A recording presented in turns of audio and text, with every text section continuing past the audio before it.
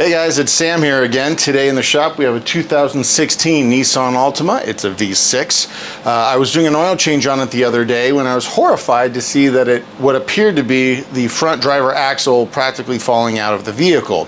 I've since got a replacement part and we're going to work on that today. It shouldn't take too long. Of course, now that I said that, it will. I hope the audio isn't bad. I'm going to have my swamp cooler on in the background. It is the middle of summer and it's about 100 degrees in here. I've got a slight crack in the garage door behind me and a door over there, and I'm going to have the swamp cooler on, but hopefully the audio is okay. I've got the wireless mics turned up today, so be patient, but let's get her done. Thanks for coming along.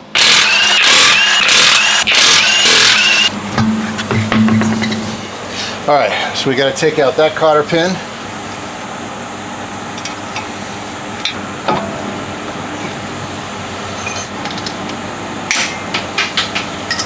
I have longer snips. I don't know I'm using the little ones.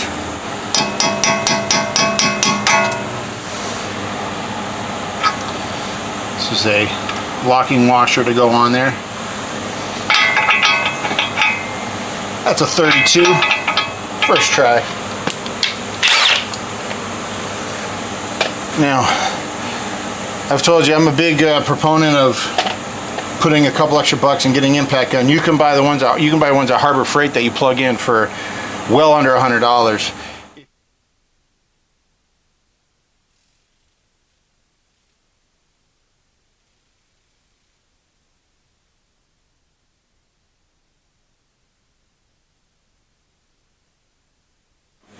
So hopefully you can see that, just how, let's see, we get some light on that, how bad that situation got. You can definitely see that there's some transmission fluid that's leaked out. That's why we're redoing the seal as well. So let's get on with it. First thing we got to do is take out this cotter pin.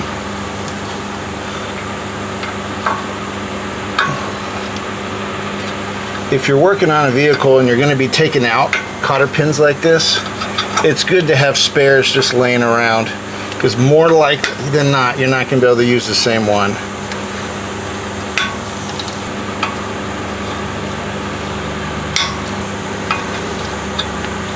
There you go. I believe this is a 19 mil. Yep, let's get this off.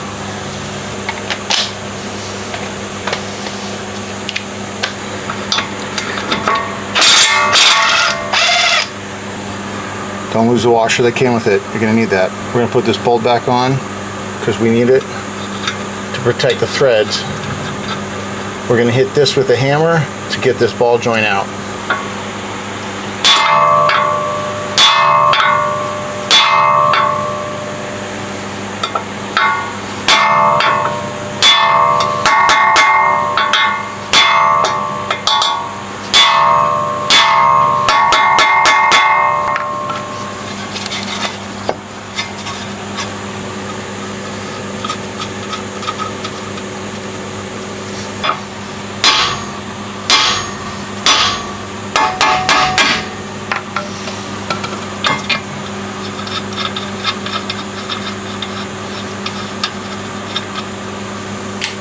And there you go. Alright, next we're going to remove this bolt right down here. It goes through to the other side, so it goes all the way through here, and then it pinches, just one of these type of things. And then we're going to separate that to remove this ball joint here. And that's an 18 millimeter.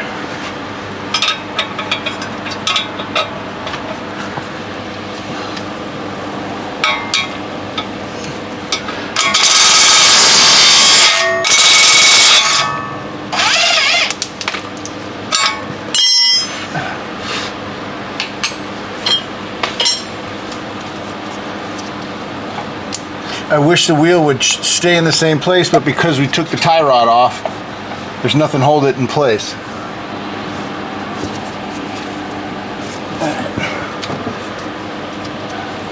Let me get something to get that out.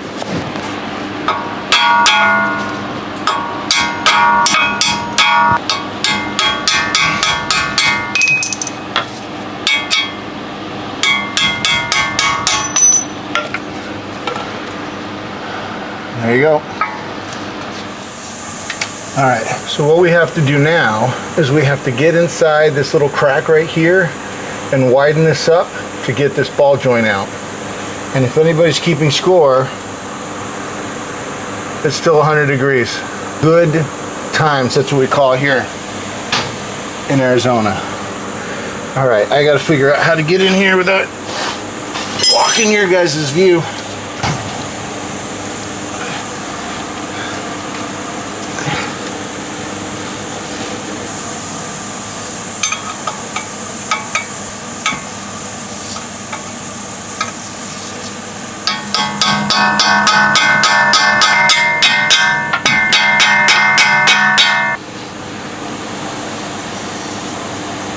All right, that should be good enough.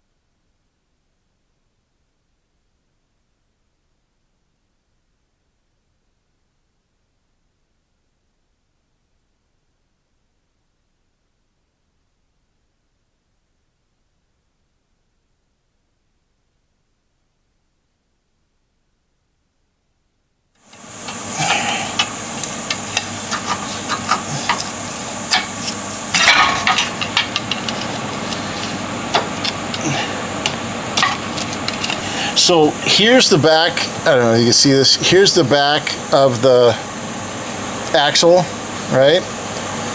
So it comes up right here. This lip right here blocks you from getting up where the axle sits into the transmission. So this is not fun. How in the world does one get in there?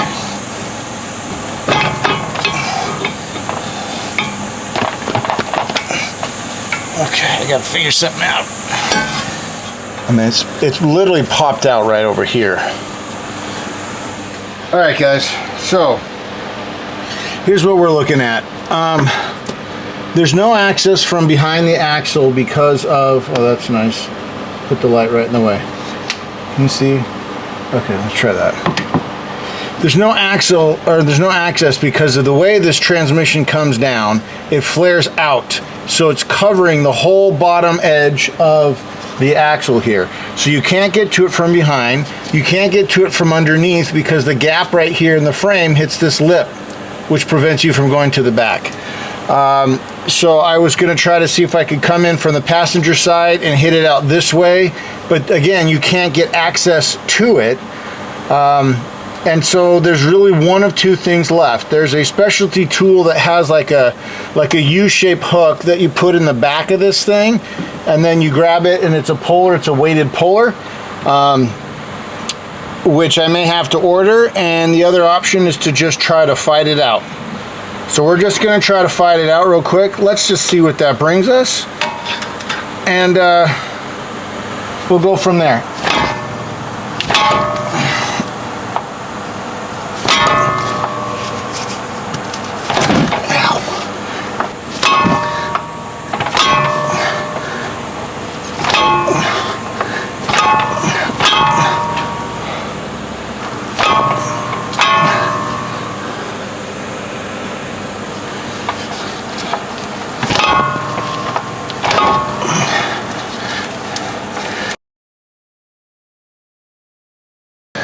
Okay. Oh boy.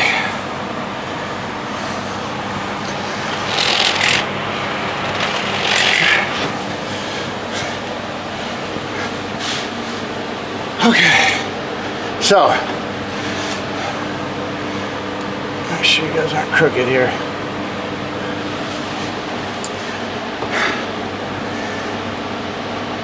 This is the reality of DIY. I've removed axles before, I've never had any stuck like this. Unfortunately, and is often the case when you watch YouTube videos and things like that, a lot of the models that they have are 4 cylinders as opposed to this one being a V6. So this is a V6 with a CVT transmission. I don't know if that makes a difference, but it obviously does with the access, because with all the videos I watched, you have access from underneath where the transmission actually goes into the housing. You have access from underneath or from the backside. So if it's stuck, you can pound it from the backside, or you can go right from underneath and use a pry bar. But none of that works. So if this, so you understand what we're going with. So if this is the, let me get straight, make sure I'm straight. So if this is the CV axle and this is a transmission, there's a lip underneath the transmission like this. So it's preventing you, I don't know how to, so anyways, it's preventing you from being able to come from underneath, and this lip wraps up and around. So there's no access from this side. It wouldn't be anyways, because the transmission comes out this way. So this is all occupied. Underneath is occupied. So the only access is over kind of off to the side, but you can't get it from underneath, and there's nothing to pry on the other side of it. So the only way to get it is to come in with a pull hammer and yank it this way to get it out that way. That's the only thing that I can see of the options that I've thought through and that I've looked up and things of that nature. Like I said, I buy tools, a lot of them, much to my wife's chagrin, but for this very reason. I don't have the time to be messing around with something like this. But now I have no option, because we got a car that's going to be on jack stands for the next day or two until that tool comes in. There's no way around it. There's nothing else I can do about it. So that's where we're at. I got to order a part or find one locally, and at minimum we'll continue tomorrow. Today's Wednesday, might possibly be Friday, but I'll let you know. So we'll be back. Thanks guys. Bye. Okay, so we're back. It's the next day. Interesting thing. So I was able to go over to O'Reilly's and pick up some rental tools. This is what they tell you to use. It's a CV axle puller. It goes behind the axle and you pull it on a slide hammer, which I rented, or in their case, what happens is you basically buy the tool and then if you don't return it within the allotted time, then you get charged for it. These are clearly well used, so if you're actually looking to buy a new tool, you might want to consider a different route. But nevertheless, it's perfect for me. So here's the fun thing. I got this yesterday afternoon. I was very glad to be able to do that. I came home and tried this on, and this does not fit in the spot, in the little area back that you're given to try to get anything behind the axle. This does not fit. So then I thought, well, if I took a grinder and I cut it down and trimmed it out, I could make it fit, which I don't want to have to do. Well, I'm not doing particularly with the rental tool. I'm not paying. So yeah, no. Anyways, so I was thinking last night, and I kind of, well, we're gonna go redneck today. We're gonna use some redneck ingenuity and see if I can't get this thing to work using this tool, but maybe not in the manner in which it was designed. So let's take a look. I'll show you what I mean. So one of the other fun things that occurred last night was because I didn't have my axle supported, it ripped the boot, which, you know, just creates a mess.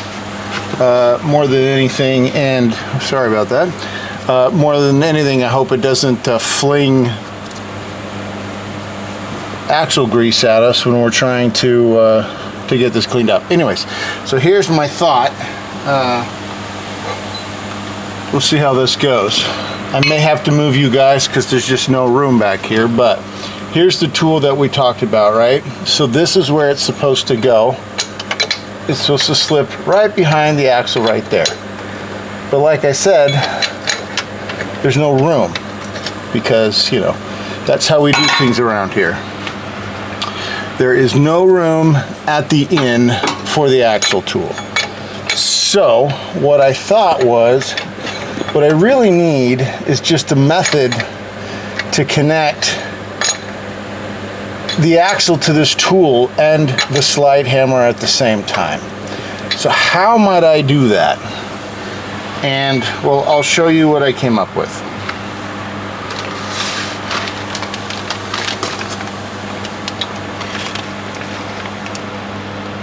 Zip ties. Good old Harbor Freight zip ties. So what I'm going to do is wrap a couple of these for strength behind the axle, since it's got space back there, and this tool that's going to be connected to the pull hammer. So even though this tool itself won't be behind the axle, perhaps the connected zip ties will be enough leverage to pull it out. So let's figure this out. All right, so the zip ties didn't work. By the way, the redneck ingenuity is meant as a compliment.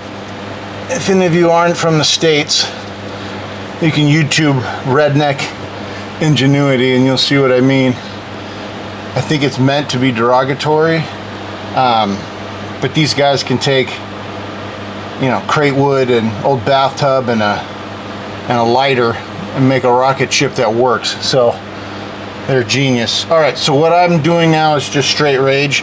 I've got another jack stand to hold up this axle, and I figure if I can't get this pole to work from the back, can I get it to work from the front?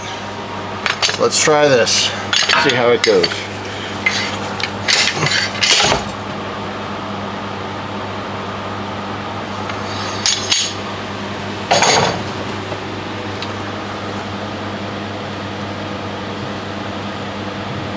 That was amazing.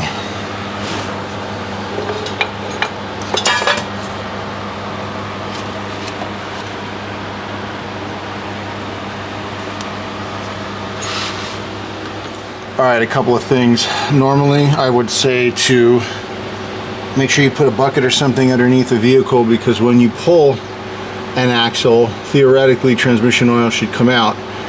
Clearly, most of ours did, and it's sprayed all over the trans housing there. The other thing, in case anybody was interested, was I was going to take a metal outlet box like that, and then take some, I got a wheel cutter that cuts metal, and I was going to make my own little pull tool that would have fit back behind here, because the metal on these things is pretty strong. Very glad I don't have to do that. That'd have been a lot more work. Okay, so now, oftentimes if you're changing an axle, you don't necessarily have to change the seal.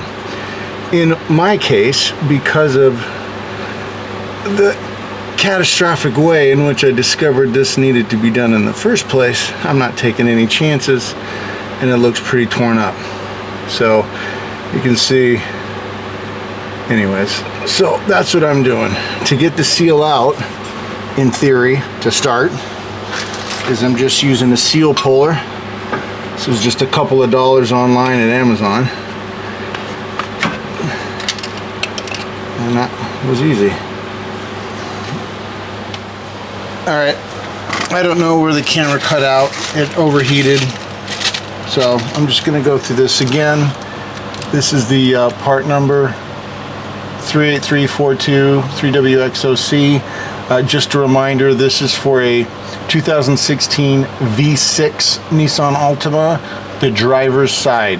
It makes a difference whether it's a V6 or a 4-cylinder, and whether it's a driver's side or passenger side. So just keep that in mind. You got to be very specific when you're buying these seals, because they're all different.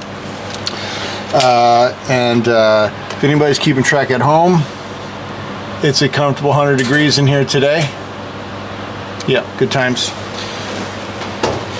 Also, I had mentioned I went to the dealership. The seal was not cheap.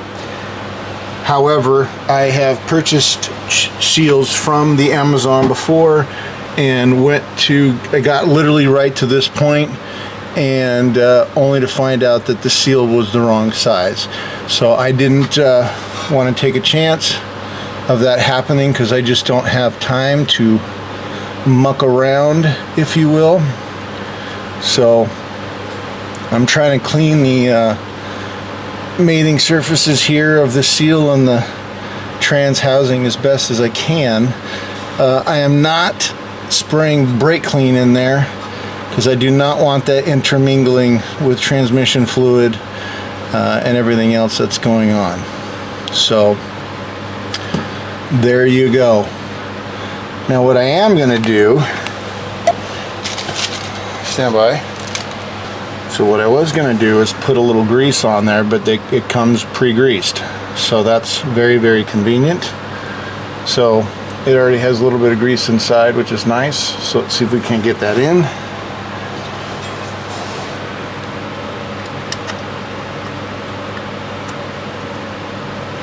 Okay. Now, I'm going to lightly tap it with I have a race and seal tool. It's, I believe, OMT. A lot of these wheel and bearing and stuff drivers that I bought for a trailer that I owned. And then they have different sizes. So you have a handle, the handle with the nut, and then they have different sizes on here. So you just put one that fits the width of the bearing that you've got. And you want to lightly tap it in, because you don't need to hit these things super hard.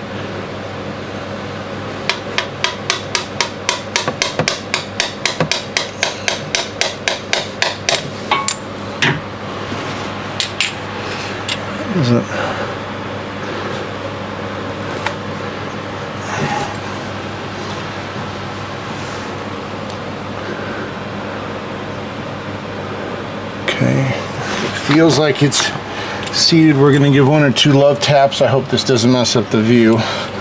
See my ugly arm in there, but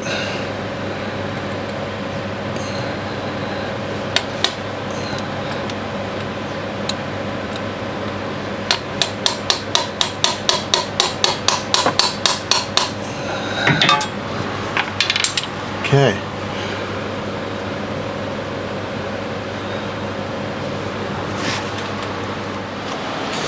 Okay, just taking a look at the new axles. You always make sure that they're the right size and stuff before you go to put them in.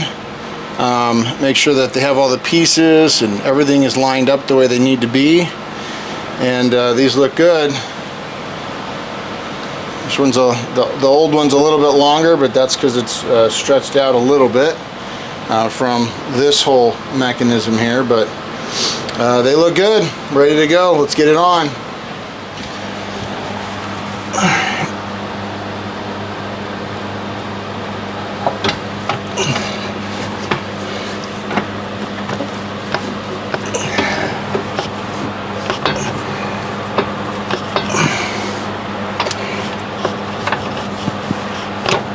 There we go.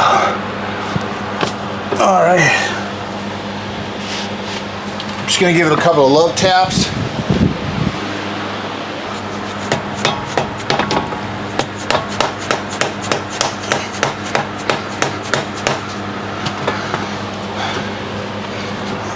Gonna reach back there and make sure it's seated properly. And it is. We got the new one in with the seal. Now, hopefully, it goes back in as easily as it came out.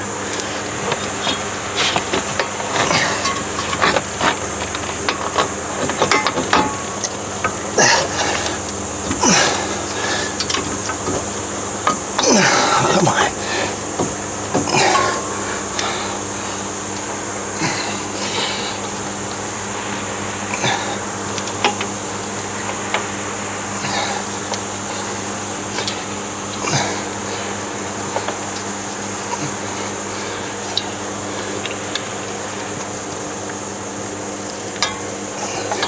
I have to turn it so I can get the wheel, so I can get it to aim in the right direction here. Okay. Come on.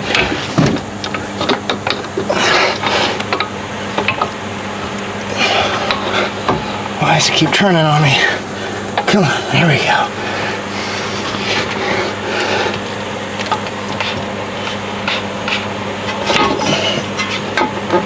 Oh, yeah.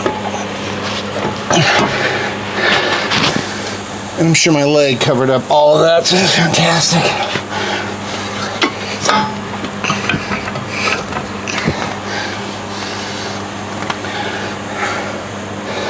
Okay.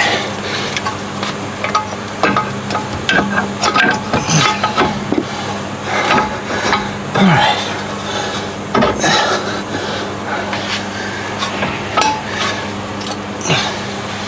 So we are in. Now, gotta get our ball joint back down.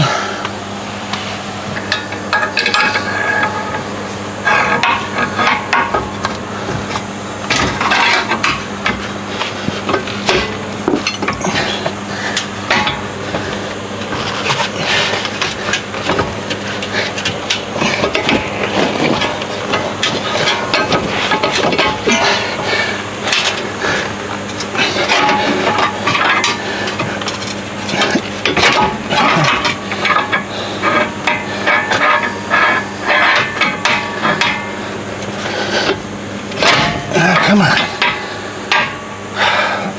There we go.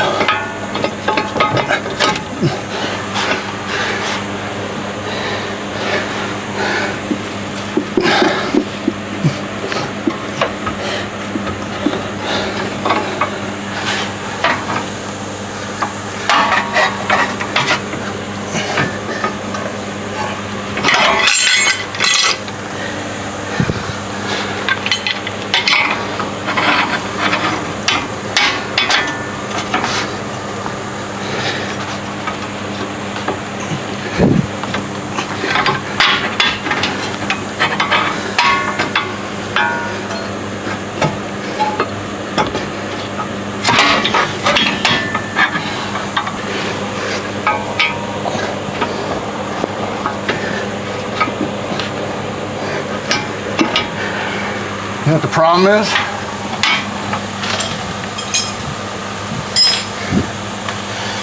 My wedge fell out.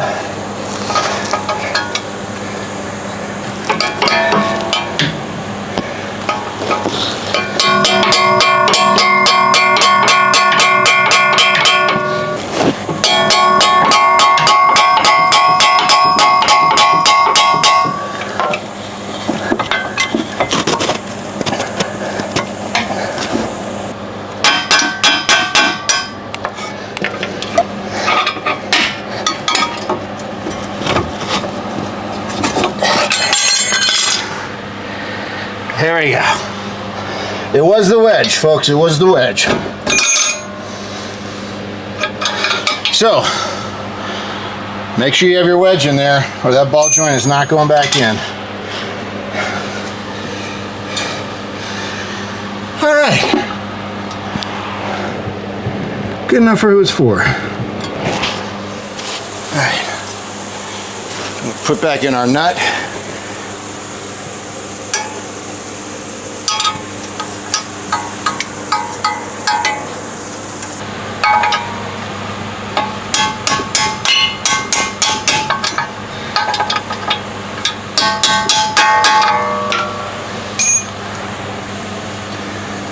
Put the nut back on.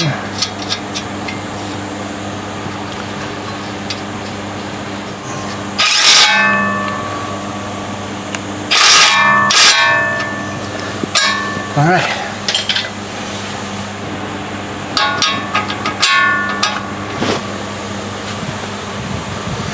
And spec on this is 72 foot-pounds, which I've already set.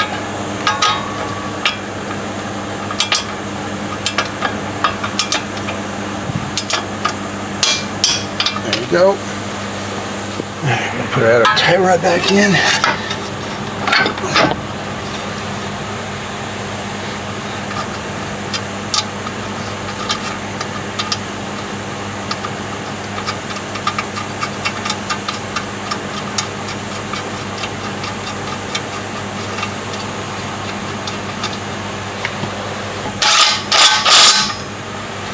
And this is only torqued to 25 foot-pounds.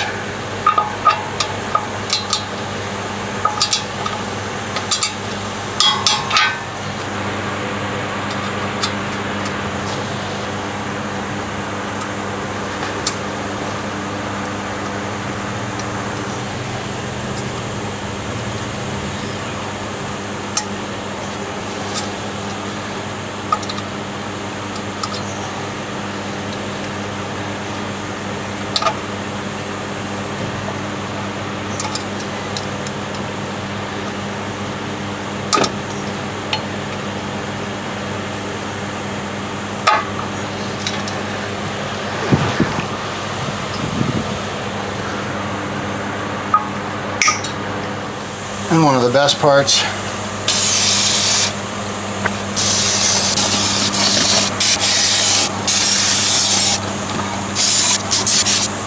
all right, significantly better.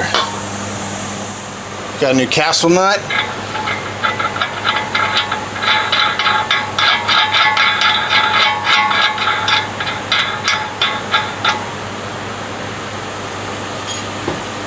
And one thing you don't want to do is tighten this with an impact wrench. And making sure you have secured the wheel so it doesn't spin, you're going to torque this down to 135 foot-pounds. Perfect. Alright, you've got a new security nut. Just make sure the groove has enough space to get your cotter pin through. Which of course is lined up right on the stud.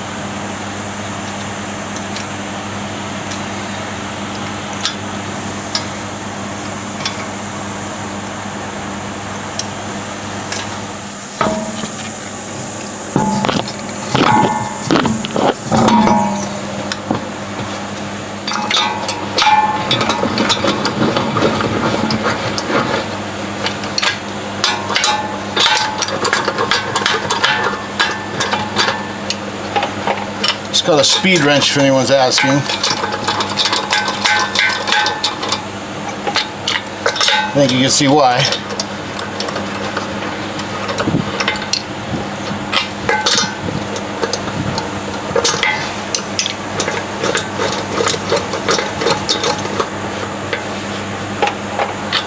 Okay.